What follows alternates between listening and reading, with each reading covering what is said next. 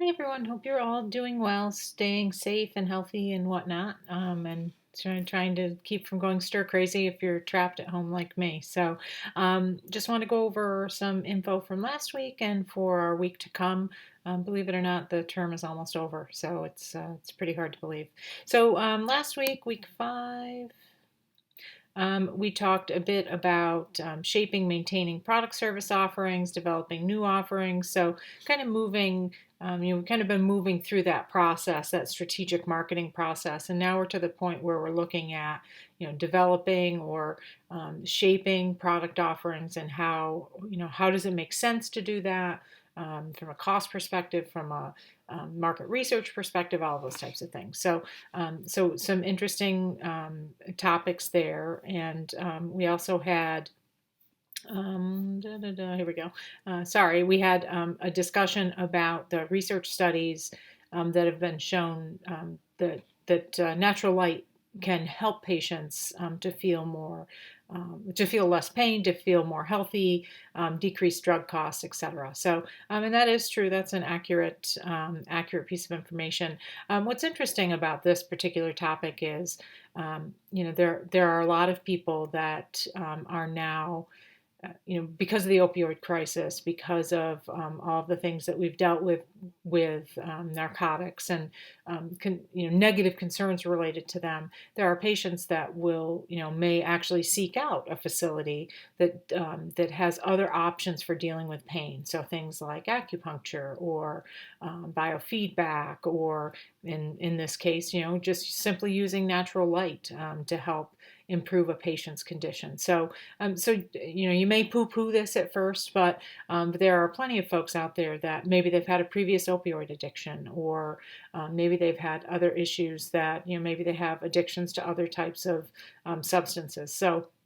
If they've overcome those, they may not want to take, maybe they have to have a major surgery, they may not want to take opioid pain relievers. And in that case, this type of a facility that could offer a service like more holistic pain management techniques, as well as something simple as light coming into the room, can be really a good thing, and can be a great marketing tool. So good discussion around that topic.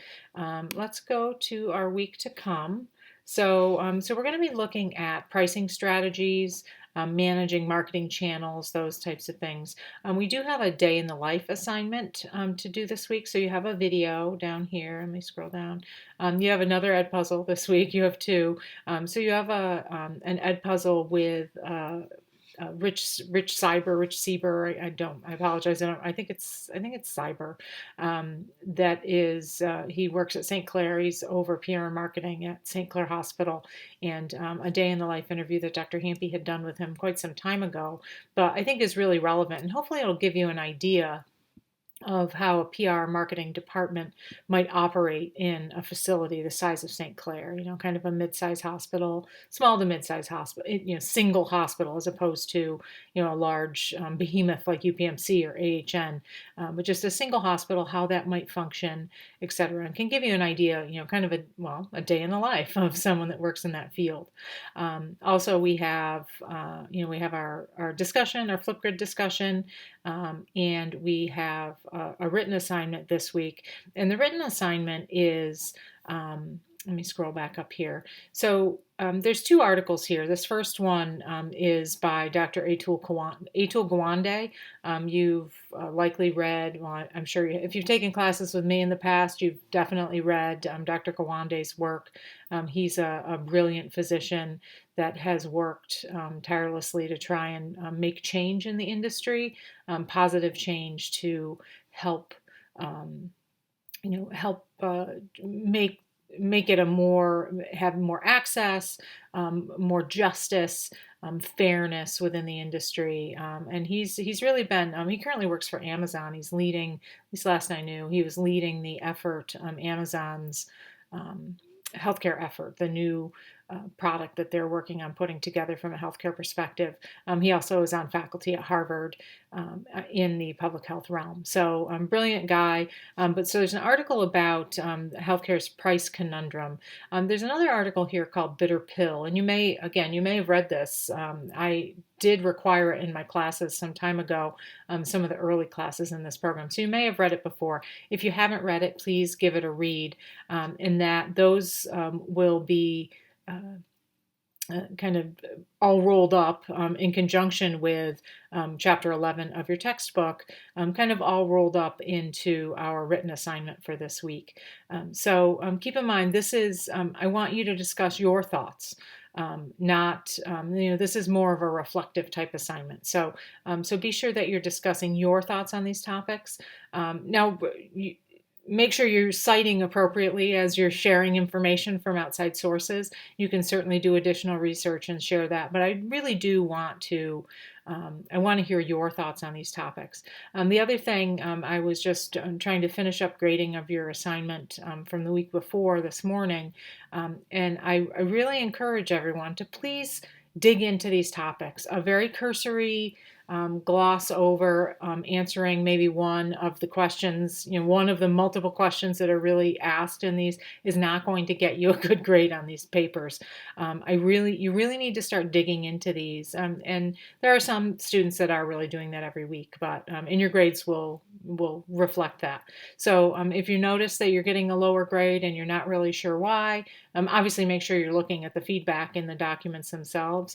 But also just, as you're thinking about this, like in particular, I'm looking for you to synthesize at least 3 different reading assignments that you've had and tell me your thoughts on these topics. And not just like, oh, well, I think that there should be no predatory pricing, and that's, and because I think it's wrong. That's not in depth enough to receive a good grade on an assignment. So if you have questions, you don't understand something, please feel free to reach out. If you don't understand an assignment, please feel free to reach out. But I want you all to be successful, and I'm seeing that that's really where folks are falling down right now, unfortunately. So like I said, we have that Edpuzzle in our quiz, and this Edpuzzle that I'm recording right now. So let's zip over and take a look at a couple of the quiz questions from last week that were missed. So the first one, consumers buy product concepts, and that is a true statement. Our textbook talks at length about concept development, product ideas, etc. And it talks about the difference between a product idea and a product concept. So product ideas are possible offerings that might be introduced to the market, whereas a product concept is really that idea and then elaborated on, made to be more meaningful to a consumer. So let's say, right now, I'll just pick something kind of frivolous, but, right now, I may say, well, I'm going to start making some masks. Like I'm going to open a company and start making masks, not necessarily for healthcare workers, but for the general public to purchase, to try and stay safe when they're going out into the world. But just that idea, a mask, that isn't really all that helpful.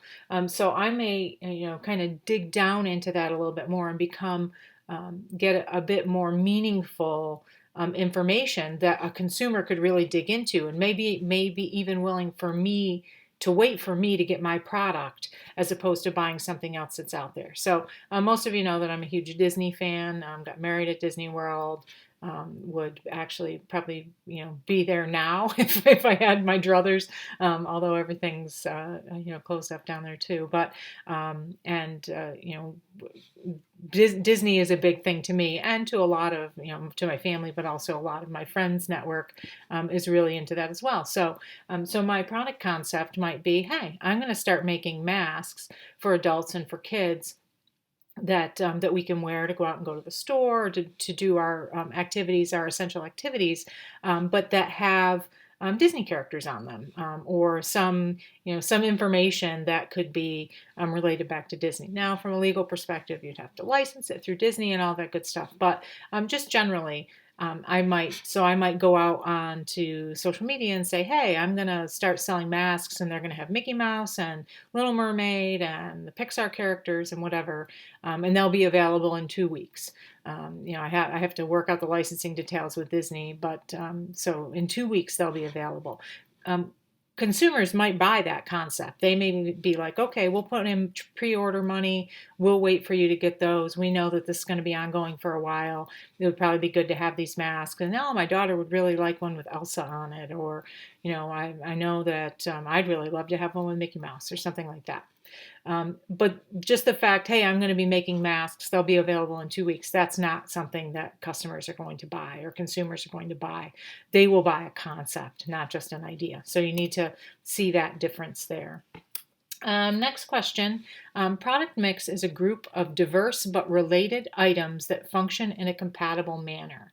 So the answer here is false. And just like the last question, definitions are right in our textbook. So these are chapter 9, I believe. The product mix is a set of all products or items that a particular seller offers, as opposed to a product system or a product line that is that group of diverse but related items. So your product mix is everything. Let's say we're a hospital. Your product mix is everything that you offer, whereas a product line might be all of your radiology services or all of your laboratory services. So a product mix is very general, not necessarily related outside of the fact that there's something that you provide. So that's how our answer here is false. Next question. Sorry, I tagged these in my textbook so I can refer back to them. So healthcare organizations pay more attention to branding than product firms. And I think this is chapter 10. It does talk a fair amount about branding, building a brand, etc. And the one thing that it talks about is that in healthcare, branding is limited.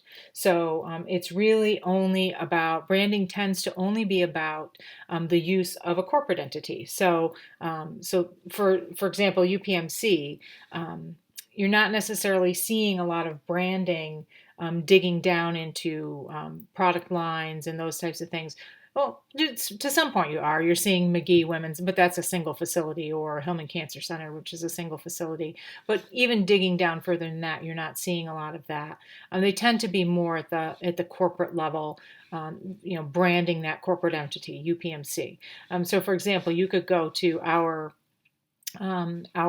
event center on campus, says UPMC. You can go to, I'm pretty sure the ball field in Erie, PA is branded UPMC. UPMC's name is all over the place, but that doesn't really tell the consumer anything about UPMC, what it does. If you didn't know what UPMC stood for, you would have no idea what it was. So it's, although we do see branding at that corporate level a lot of the time, we don't really see it digging down further to detail branding like we do see in some other industries. Like, for example, you don't see a company like General Foods, General Mills, whatever the company is that makes cereal. I can't remember exactly what it is, but you don't see them branding at the corporate level. You see them branding those brands of cereal, so Reese Puffs, Lucky Charms, Fruit Loops, those types of things. So branding tends to be very important in the retail industry, not so much in the healthcare industry. So that's all I have for our quizzes or quiz questions for this week. If you have any questions on anything, feel free to reach out. Let's scroll down here for 1 second. Let's go here. Just wanted to see. Here we go. So your project, obviously we've already talked a little bit about the project. I don't remember exactly what week it was, but we did have some discussion about the project and your topics for those things. Be sure that you're reviewing that feedback to make sure that you're on task, on point for what my thoughts were on your topic. Most everyone was at least partially on track. Most folks were pretty well on track with a good topic. And keep in mind that we're building a marketing plan. I think I mentioned this last week as well in the Edpuzzle. We're building a marketing plan, not a business plan, and not a strategic development plan or anything like that. So the things I'm going to be looking for here, there are templates out there. I think I meant to post the, there's actually a sample assignment. I'll post that as well. I think I meant to post it, but I guess I didn't. So I'll post that. I'll post that in this week's just so you can see it. And but you may want to get to work on this. It's due next week. It's a sizable assignment. And take a look back at there's various templates throughout the class that you can take a look at to build this. And so this is week 7, but this is the info. These are the areas I'm going to be looking for from a rubric standpoint. But you will submit it down here. It will go to Turnitin. So that's all I've got. Any questions on the final project or work for this week or previous questions, please just feel free to reach out. Thanks so much.